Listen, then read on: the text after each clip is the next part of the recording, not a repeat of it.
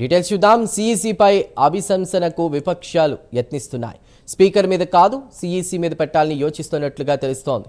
అభిశంసనపై ఎంపీల సంతకాల సేకరణకు యత్నిస్తున్నారు. అభిశంసనకు 100 మంది లోక్సభ సభ్యులు లేదా 50 మంది రాజ్యసభ సభ్యుల అవసరం. అయితే సిఈసి జ్ఞానేష్ కుమార్ పై అభిశంసన జరిగేనా అన్నది ప్రస్తుతం ఉత్కంఠగా మారింది.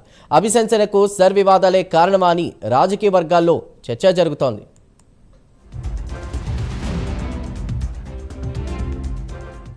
సిఈసి జ్ఞానేష్ కుమార్ పై అభిశంసన జరిగేనా, సాధ్యాలు ఇవన్నిటిపై పూర్తి వివరాలు అందించడానికి మా ఇన్పుట్ ఎడిటర్ నరసింహారావు సిద్ధంగా ఉన్నారు.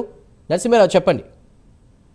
ఖచ్చితంగా విపక్షాలు ఈ కోణంలో ఆలోచిస్తున్నట్టుగా కనిపిస్తుంది. ముఖ్యంగా తృణమూల్ కాంగ్రెస్ ఈ ఉదయం జరిగిన విపక్ష పార్టీలకు సంబంధించిన సమావేశంలో ఈ అంశాన్ని ప్రస్తావించింది.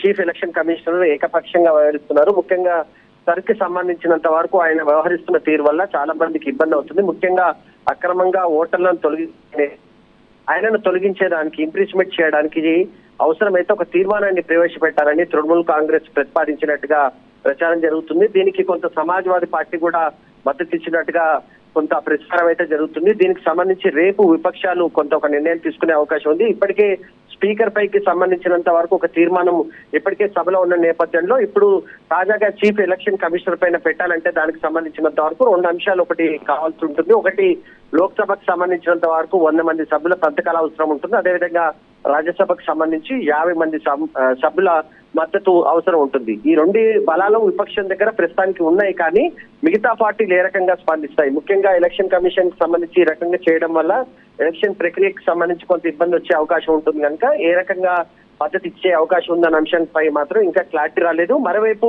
ఒకవేళ ఆ తీర్మానం పెట్టినా ఆ తీర్మానానికి పెద్దగా మద్దతు వచ్చే అవకాశం లేదు. ఎందుకంటే ఇప్పటికే బలంగా ఎన్డీఏ పక్షానికి సంబంధించి దాదాపు 300కు పైగా ఓట్లున్న పరిస్థితి కనిపిస్తున్న నేపథ్యంలో తీర్మానం పెట్టినా అది వీగిపోయే అవకాశం ఉన్నప్పటికీ తమ నిరసనను తెలపడానికి ఇది ఒక వేదికగా వాడుకోవాలనే ఆలోచనలో విపక్షాలు ఉన్నట్టుగా మనకు కనిపిస్తున్నాయి. Right, thank you.